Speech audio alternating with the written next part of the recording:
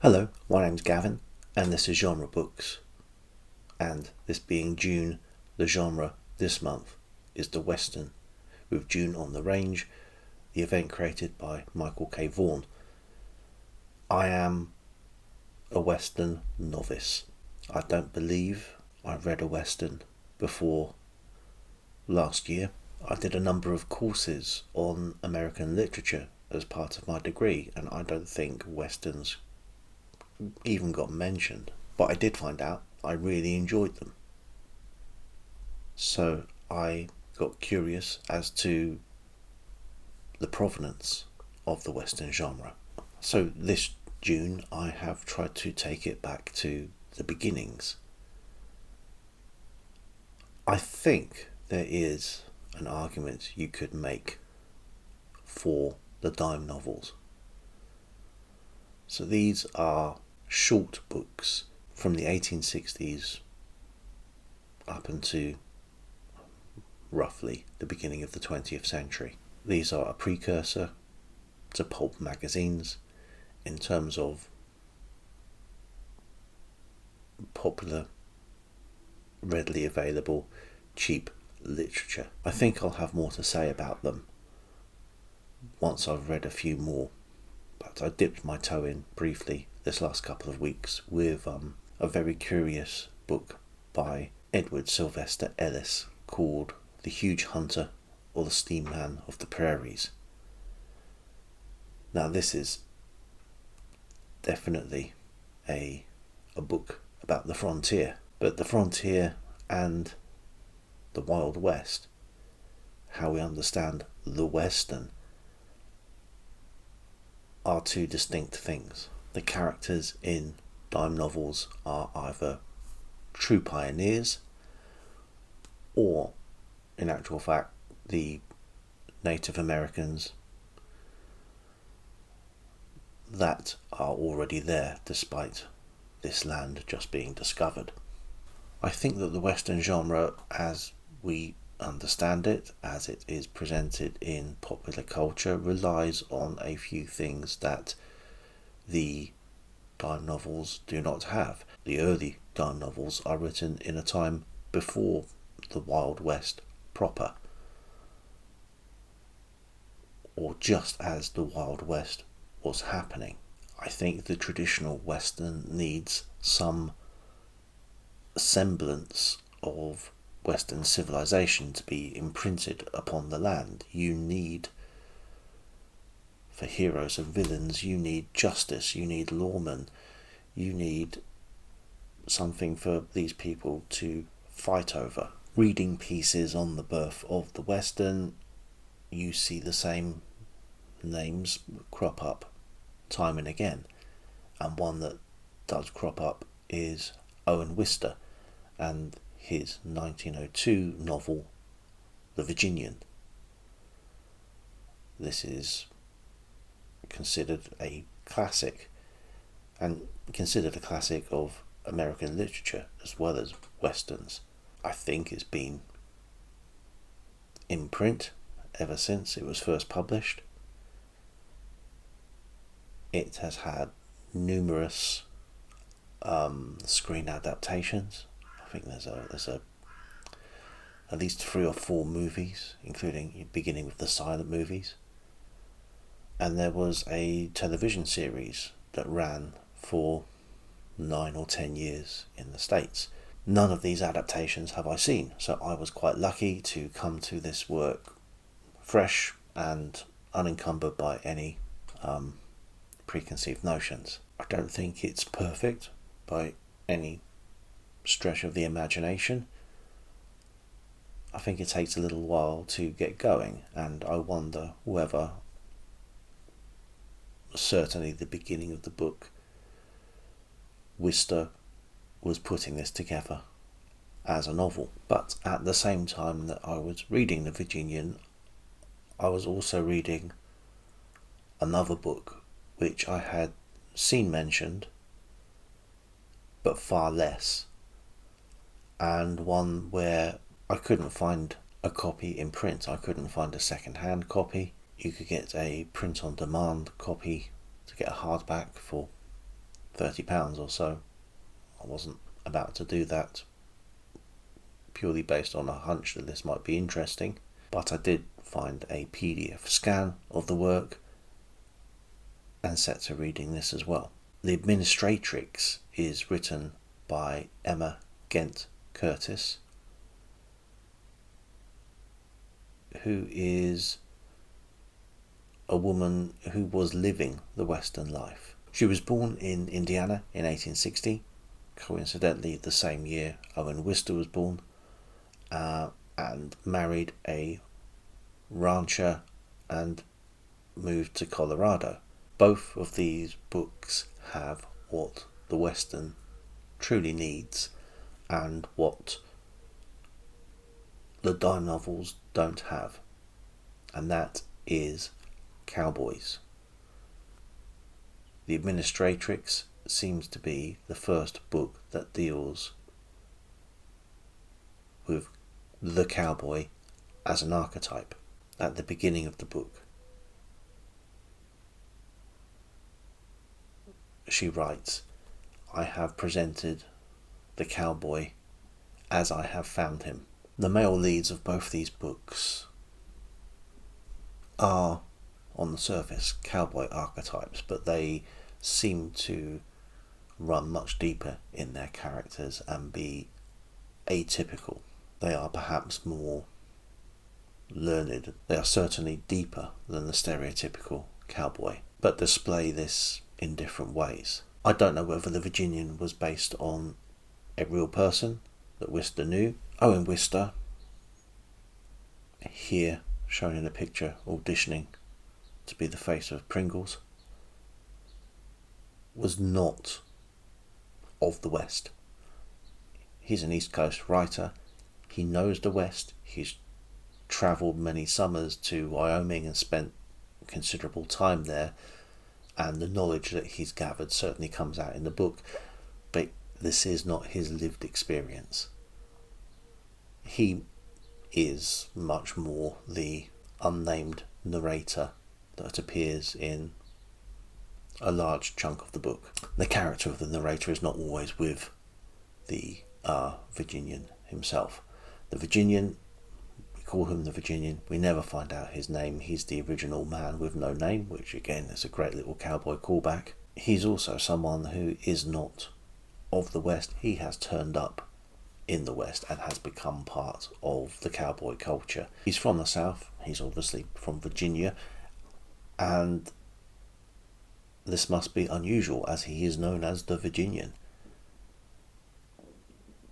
But there doesn't seem to be any antagonism or deep suspicion for the most part, or on part of most of the people out in Wyoming, because they're all new in Wyoming, because Wyoming itself is new here. Later in the book, he travels to New England, where the people about to receive him have a suspicion and worry about what they're about to experience with him turning up, and find those worries upended. Oddly enough, the people in New England aren't particularly worried about him being from the South, which you might have expected so soon after the Civil War, but they're more worried that he's a cowboy. Fortunately, the Virginian scrubs up well in non-cowboy outfits. He turns up and fits right in. This is in direct contrast to the beginning of the book, where the narrator turns up in Wyoming without having dressed the part and really makes himself look like a fish out of water. In the Administratrix, Jim Madno is a rancher who is much more in tune with the people around him initially, but there are perceived differences between him and the normal cowboy as Curtis presents the cowboy. He doesn't drink.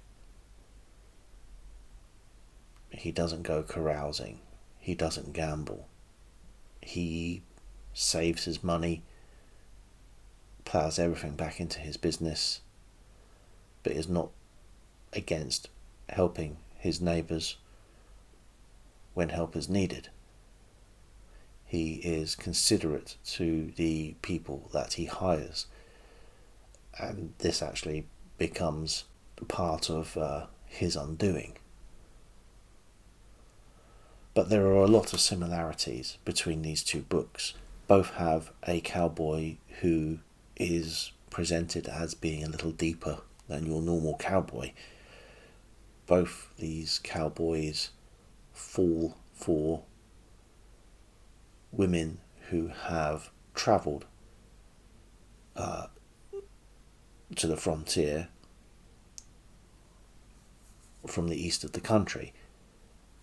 Both of the women are the local school teacher. Both these heroes of the books have flaws. Both are undone or nearly undone because they have to go ahead with something purely on a point of honour. Mary in the Administratrix is a proper heroine of the book. Molly from the Virginian is not a heroine, but she's certainly the main female character. Both of these characters are flawed as well. Molly really strings the Virginian along to begin with because she's prideful, doesn't want to be involved with a cowboy despite her own feelings, worried about how that might look to her family.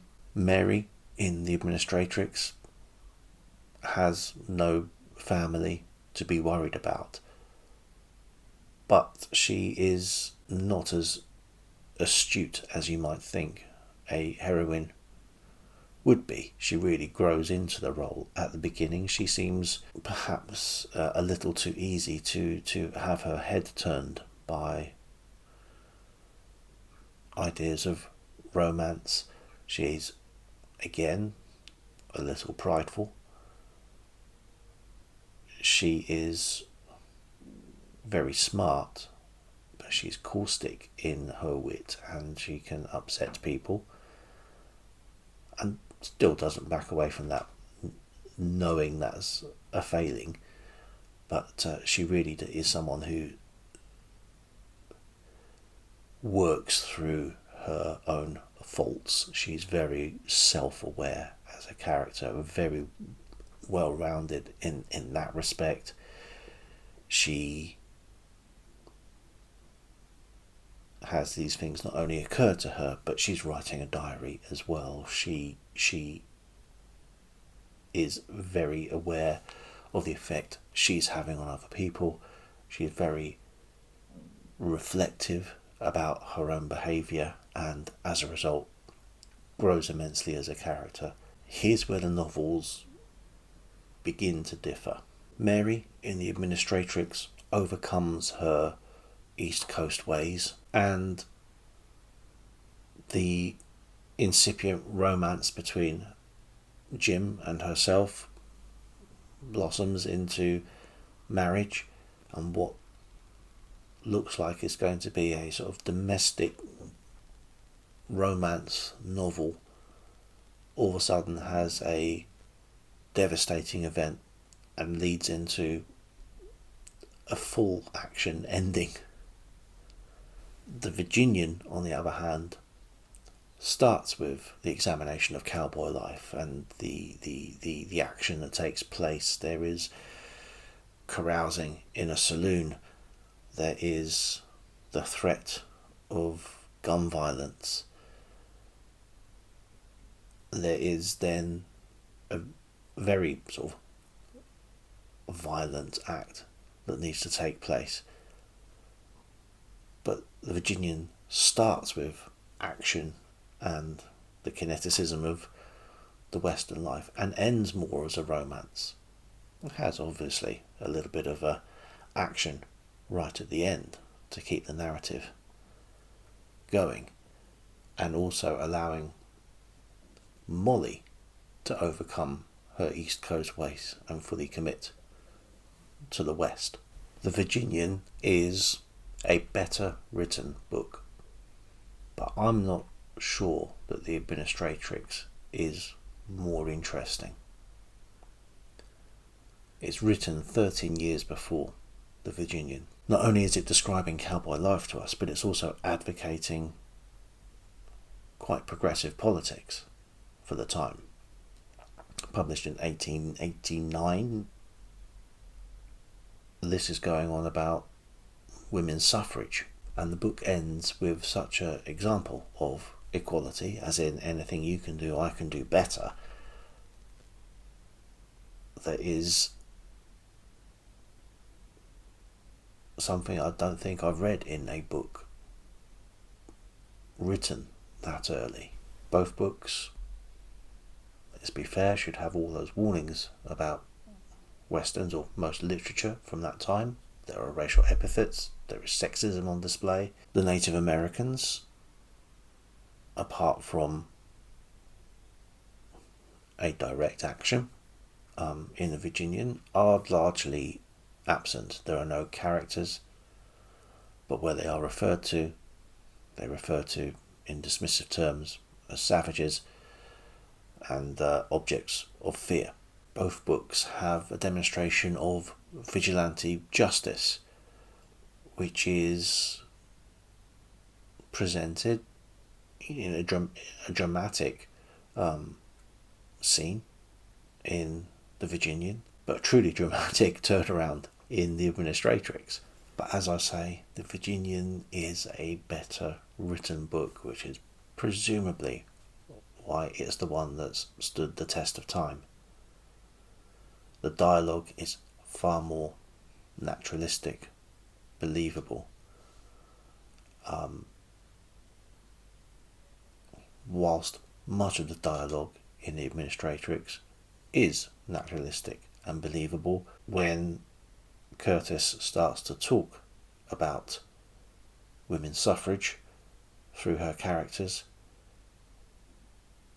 it's detracting from the book because it's so obvious that this is a pre-prepared speech that can go on for a page or two, coming out of the mouth of a character who you would not expect to be extolling the philosophy,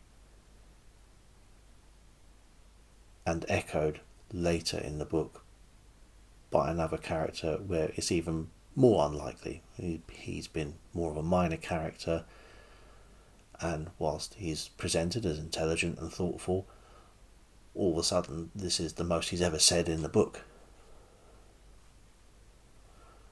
There's also a technical flaw in the Administratrix, a real sort of stop to the narrative flow. Mary, having married Jim, have set up home, start to want to improve the lives, or the cultural life of their frontier existence, and start having a little literary salon. And for 45 pages in the book, it is just a succession of Saturdays at their ranch with invited guests telling each other stories, reading poems and singing songs. Some of these works do relate, obviously, to the themes of the book, but it really does break up the narrative flow of the work. I think had we gone from the first half of the book to the third act of the book without that interlude, it would have made for a much stronger piece. I don't think it would have said everything that Emma Ghent Curtis wanted to say, but I think the book would still be much better known were it not for that break. I can imagine a number of people who might be reading this book can switch off at this point and miss the best part of it, which is the ending. But Wister is a professional writer. He's had all the education. He went to the same school as Teddy Roosevelt. In fact, friends with Roosevelt, he dedicates the Virginian to him. By this point, in 1902, Roosevelt is president, so that doesn't hurt. Curtis is a very interesting case to study outside of her writing. She only wrote one ever novel, The Fate of a Fool, which was published a year before The Administratrix.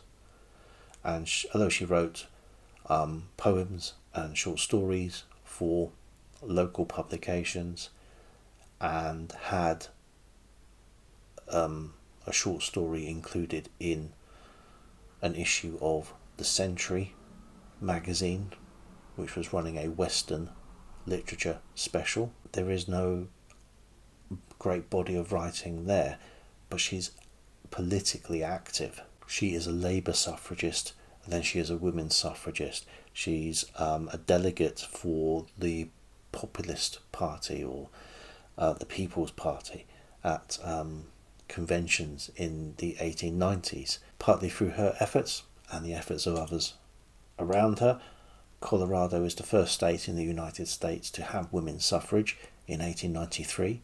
In 1894, Curtis runs a campaign to become state senator for Colorado. She doesn't succeed, but you can see the drive there, and you know from reading these screeds inserted into the Administratrix the passion of which she feels that women can bring as much to the table as men. But I think that she most shows this in the book, not by the big speeches made by people, but by the actions of Mary. This is why I hesitated to call Jim the hero of the story. He is a hero in the story, but the true hero of the story is a heroine, and it's Mary. And unfortunately, this might be another reason that the Administratrix is not more regarded in Western cowboy literature. In short, I'd recommend both these books. One is better written, but one is much more interesting. Back soon, hopefully with more cowboy business or something else. But until then, bye.